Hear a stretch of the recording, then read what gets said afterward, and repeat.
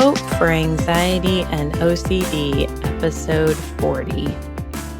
Now, if you've been following along with the podcast, you know it's been a little while since I've had a solo episode. So here I am.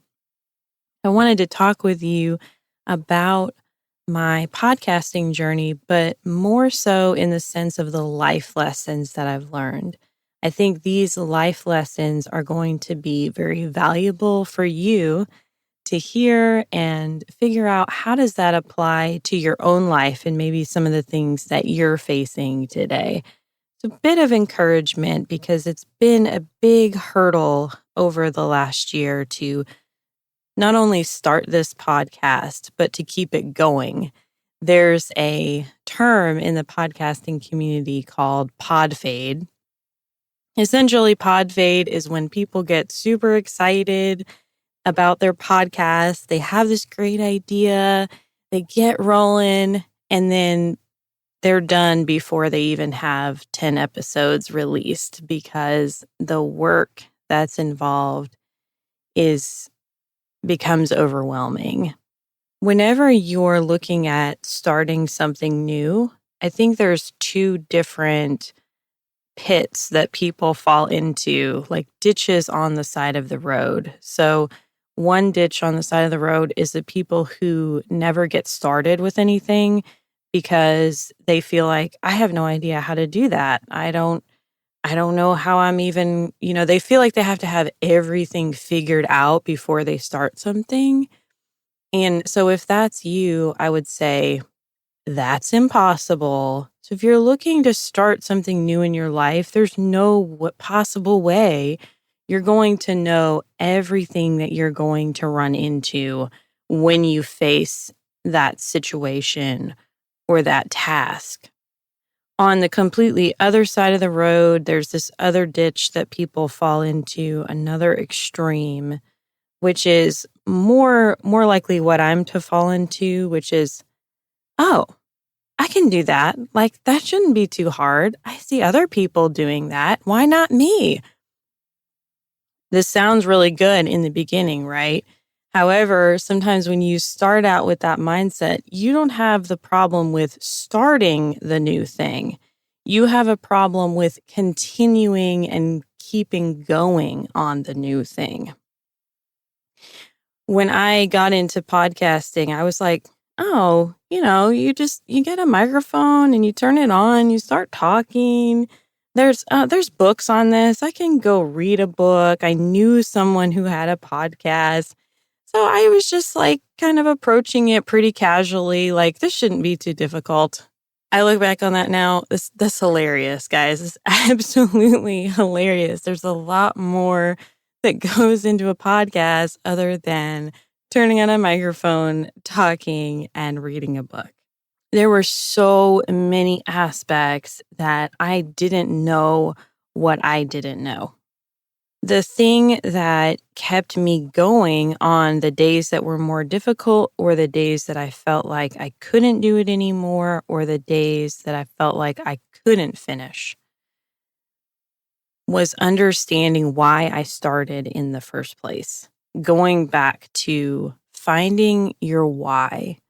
We do all kinds of things in our lives, and a lot of times we don't even step back and take a moment to reflect, why am I even doing this? One of the beauties of the COVID-19 pandemic was that more people took that time to take the step back and to say, what have I filled my life with?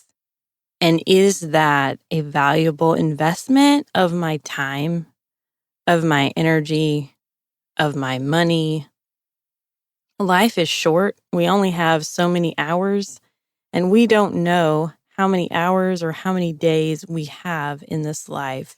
We want to make sure that we're filling them with things that we believe God has called us to as Christians, that God has called us to in a personal sense of calling. There's a general calling, there's a specific calling.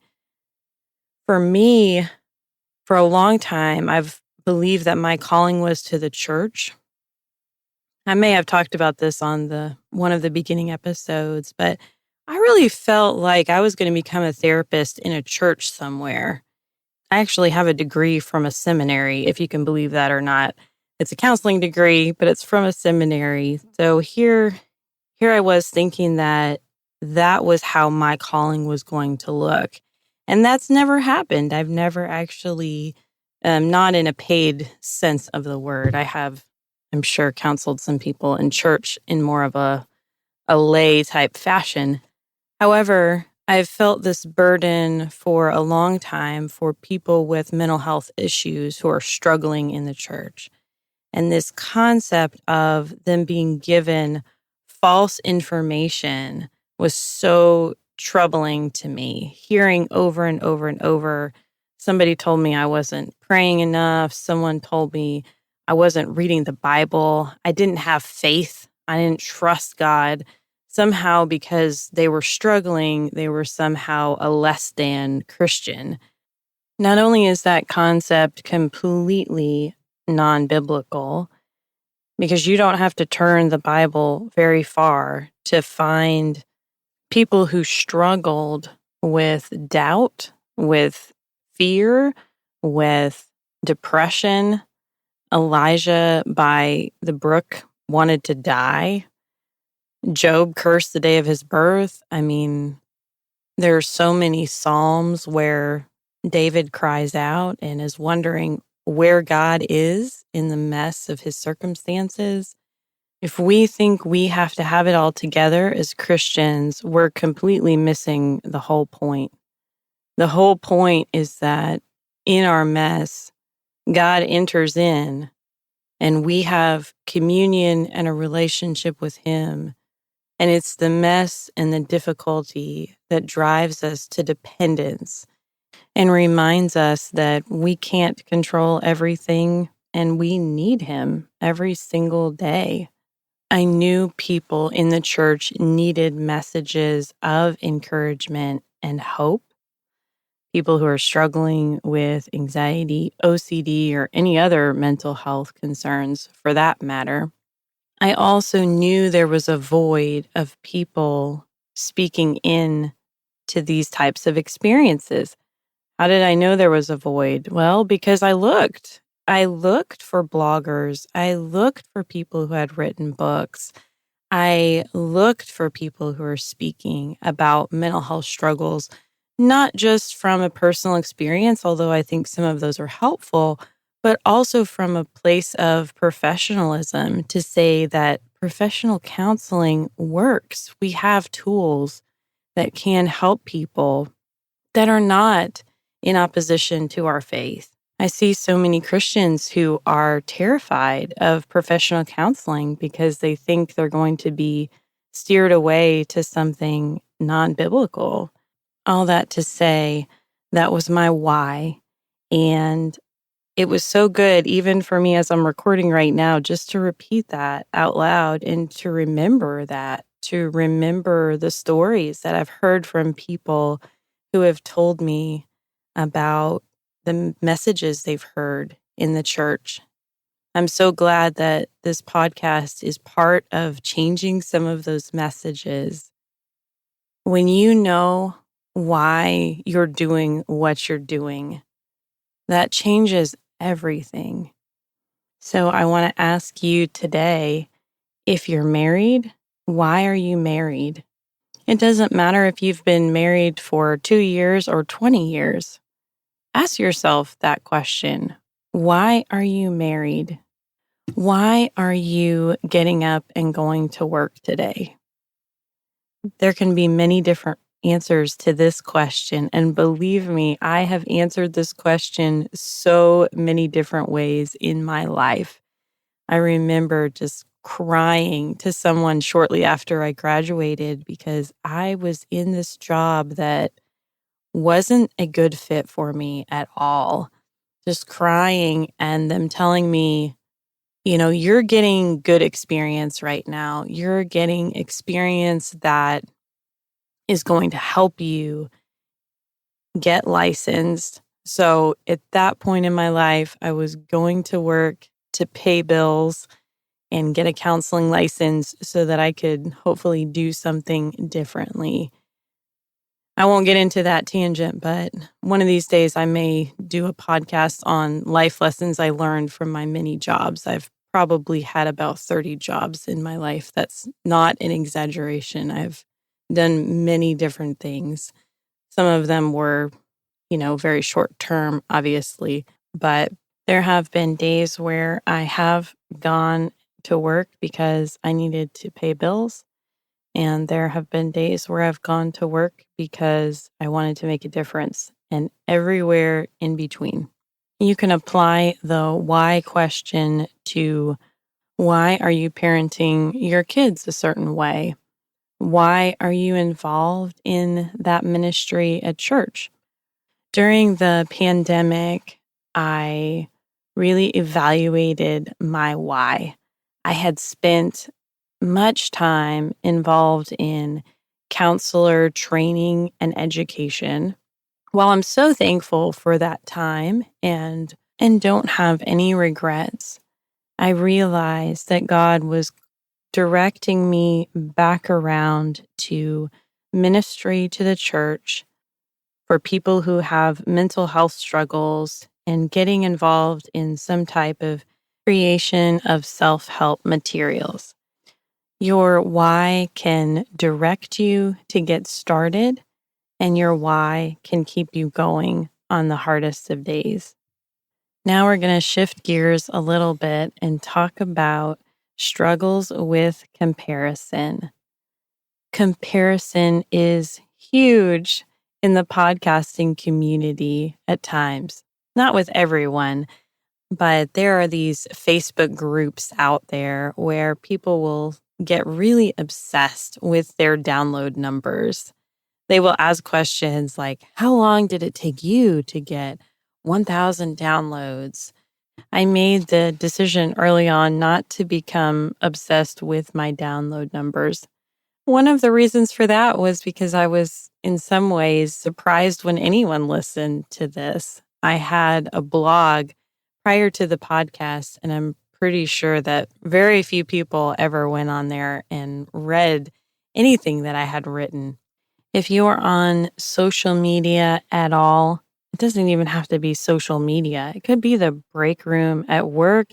It could be after church on a Sunday morning. It's just so easy to compare yourself to other people.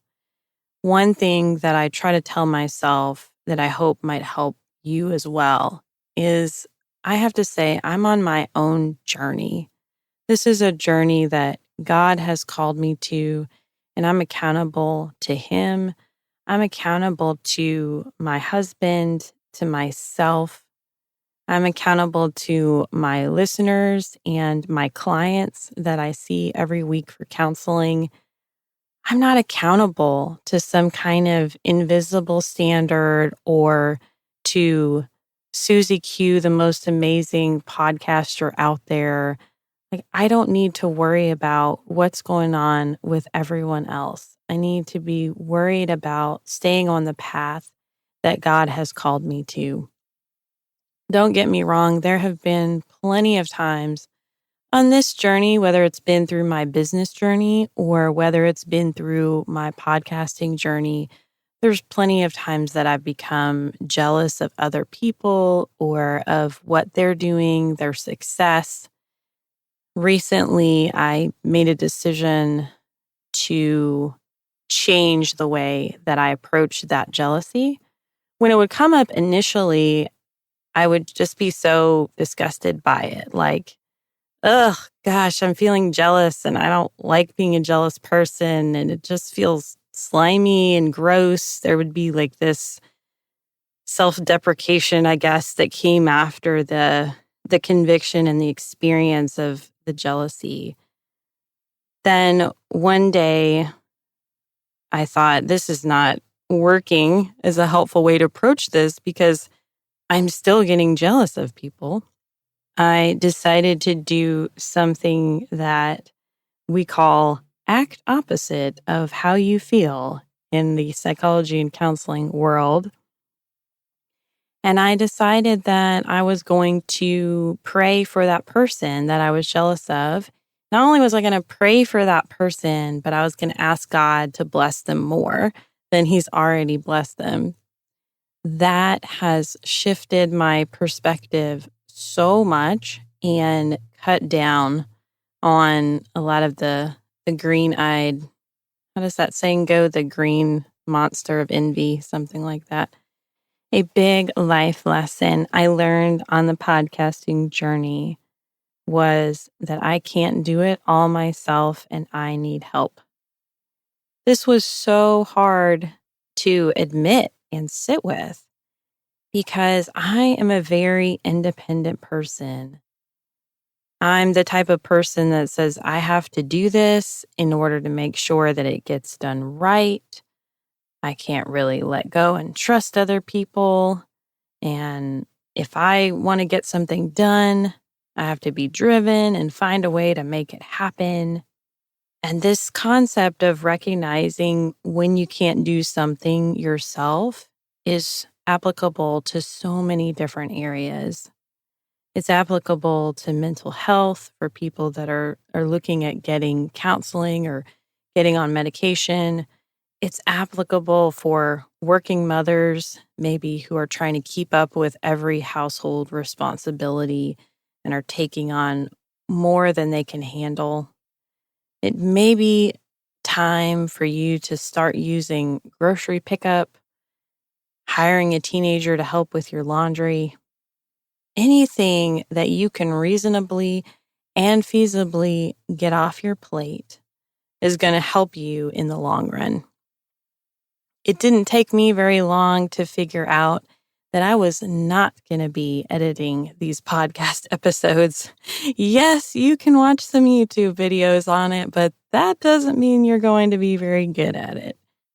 It's interesting to me how many people will be okay with paying for someone to do their taxes, for example, or fix their computer, maybe mow their lawn. But when it comes to mental health help, people think, I should be able to figure this out myself. I know I've done that in so many areas of my life. And what I've had to learn, especially over the last several years of having a business even, is that you can't do all the things. And when you admit that and you sit with it, you can go to the next step, which is finding help. I struggled for such a long time with a negative belief that I can't get the help that I need. That one, I'm not even sure where it started or how long it had been lingering around in my mind, but I was convinced that that was the truth.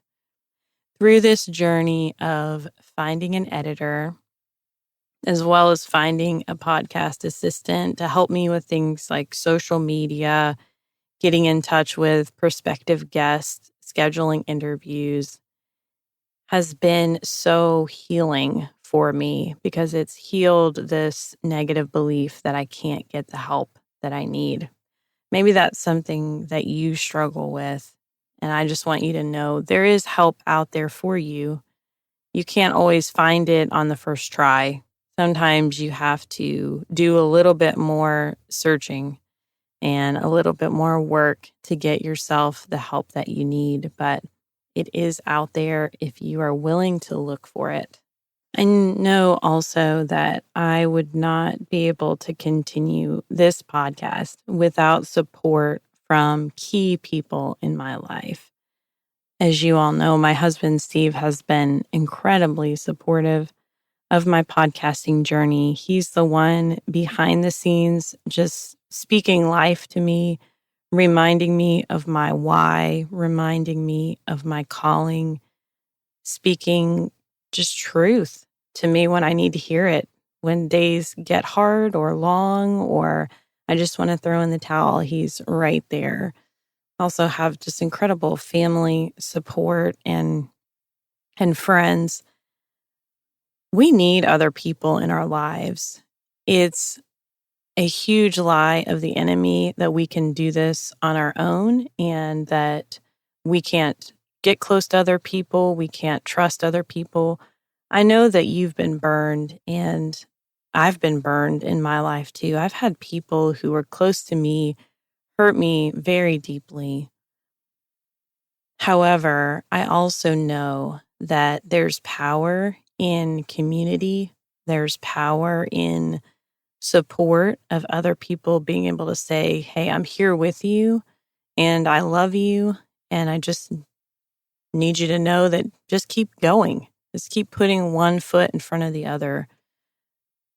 That prayer support is so helpful as well. Steve and I were able to get involved in a small group recently, and that has been such a blessing to us to be with other believers, to have people speaking truth and praying for us and pouring into our lives as we seek also to pour into their lives. If you don't have that type of support network, really evaluate and look and see what can you do to start creating that, even if it's just a small way that you can add interaction even with other people. We can't say we want other people in our lives and then go to work, go home, crash, get up in the morning, hit repeat, do it all over again. We have to be intentional about our relationships. We have to be intentional about reaching out to other people, about saying, hey, I want to spend time with you. Let's get coffee. Come over to the house. Let's play a game together. Let's go for a walk in the woods. Whatever it is that is going to help you get to know somebody a little bit better and connect with them. Seek how you can do that today. We need other people, not just surrounding us, but people that are doing what we're doing. Sometimes we have good support, but nobody gets it, if that makes sense. And being a therapist can be isolating at times if you're in private practice. Being a podcaster can be isolating at times if you're just sitting in a closet with a microphone like I am right now.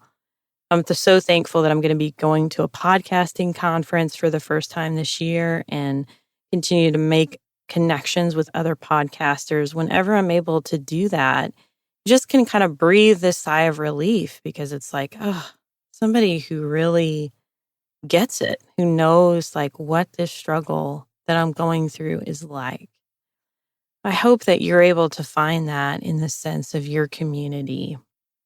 Finding some people who understand what it's like to struggle with anxiety. Finding some people who understand what it's like to have obsessions on repeat in your head. I know that sometimes it's hard to find support groups or other avenues like that. I don't know. Maybe you need to look at starting one, because if you're sitting here and you need that, I guarantee you that there's somebody else sitting by themselves saying, man, I really wish I had somebody to talk to about this who really got it, who really understood. I spoke about this on a previous episode, but the podcast has really given me the gift to know that I don't have to be perfect to help people. I consider myself a recovering perfectionist. I want you to know that this podcast is far from perfect. Sometimes the audio has been less than stellar. I've tripped over my words, repeated the same words over and over. The website is not perfect. The social media is not perfect. Pretty much nothing's perfect about this podcast because it's run by imperfect humans. And the beautiful thing about that is it doesn't have to be, because people are being helped. People are being encouraged. Our downloads are growing every day. We have now over 5,500 downloads at this recording. It's just incredible to me. I've really been blown away by all of you listeners and the people that I've heard from that have said the podcast has been helpful. I appreciate you so much. It leads me to believe that something we're doing here is working. And thank you for allowing me to be imperfect and still listening anyway. This is the last life lesson, but also one of the most important is that it's okay to be vulnerable. While I knew it was okay to be vulnerable when I started the podcast, I had this barrier of being a therapist. I was concerned about sharing personal details, putting them out there for the whole world to hear. But most specifically, I was really concerned about my clients hearing them.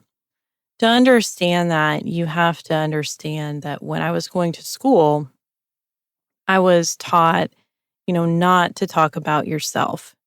It has to be about the client and listening to them. Your story at that point doesn't really matter unless somehow sharing it is going to benefit the client more than it's going to benefit you. However, I was always taught to err on the side of caution in terms of sharing things about myself in therapy. Different therapists have different views on this, and some end up talking about themselves more in therapy maybe than I would. And that's not necessarily right or wrong.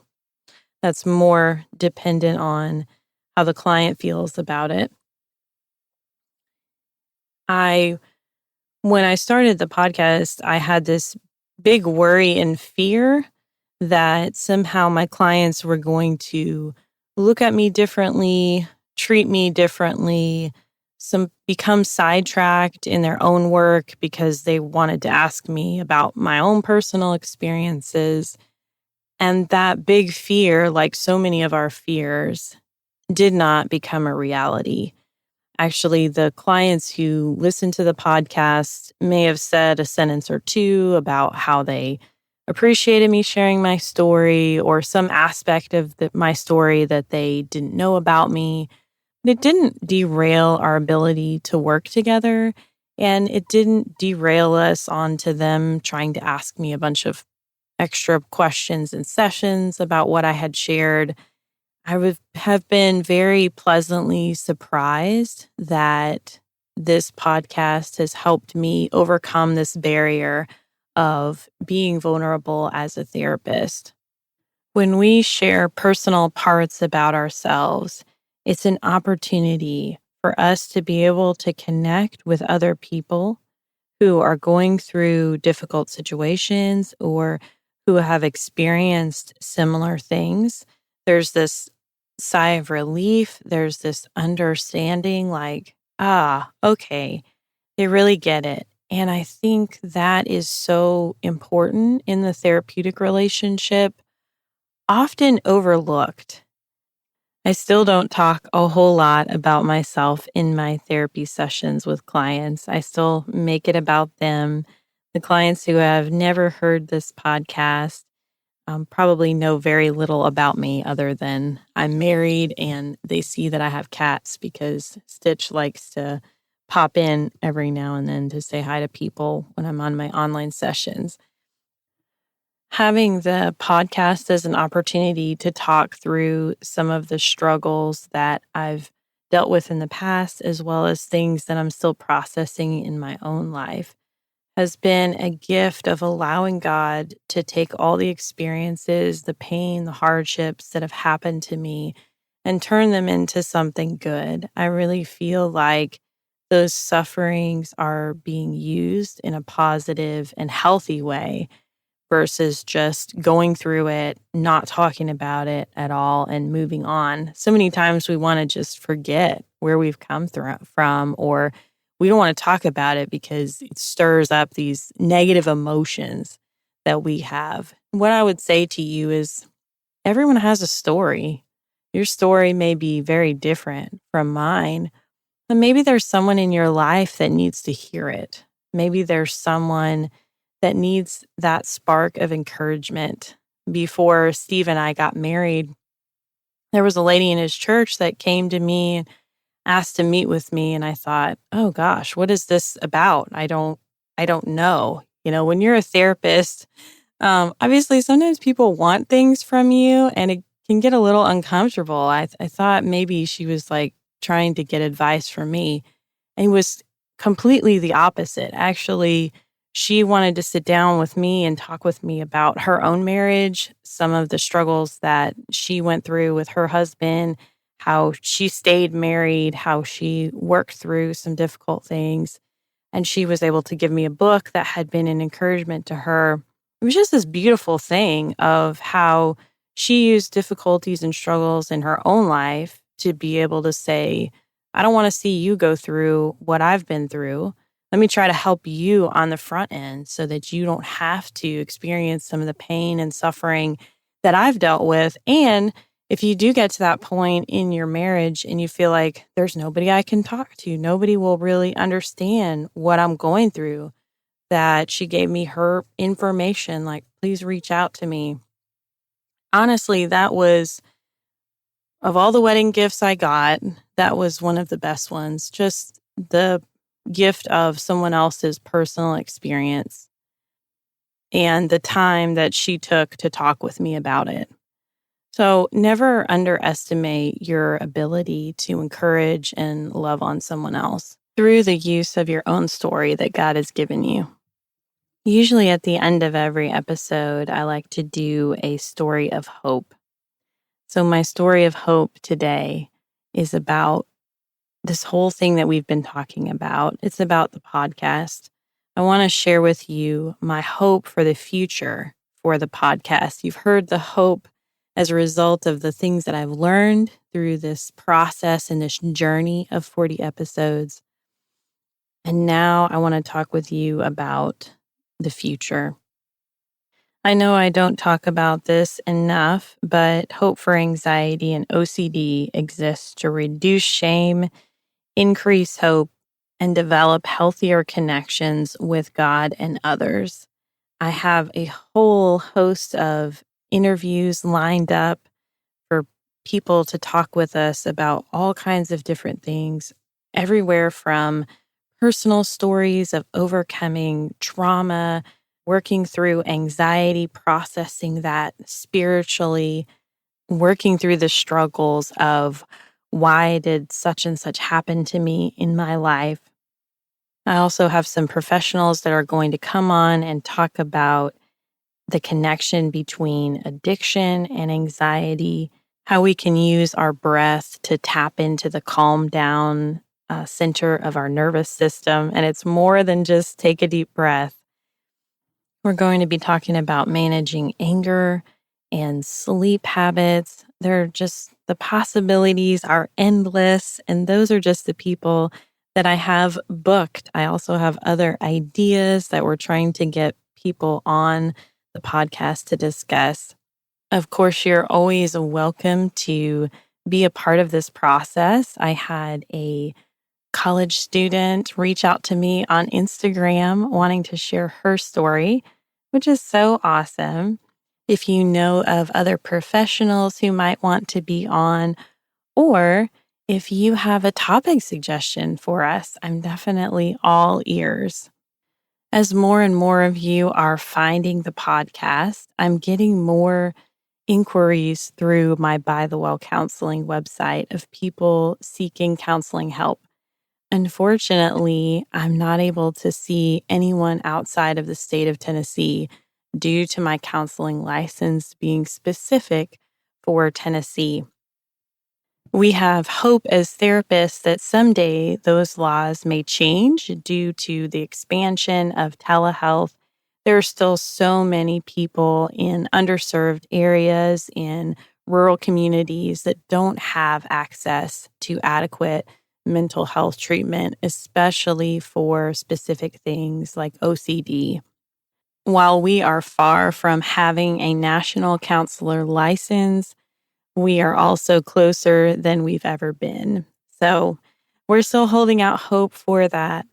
What I do want to say to those who have reached out, maybe from other states to me that I'm not able to see, is that I am in the process of creating some self-help materials for people who struggle with anxiety and OCD.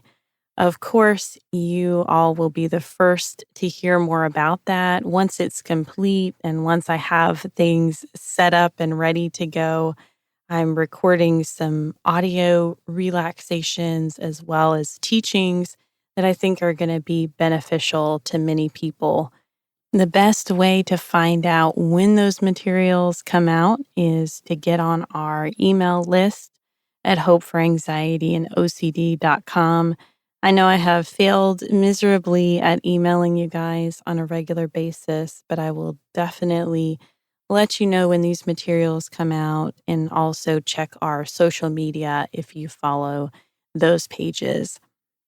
My hope is that people who don't have access to counseling services or need something to work on in between sessions, maybe that are going to counseling, will have more Christian self-help materials available to them, that they feel comfortable, that it's aligned with their faith and belief system.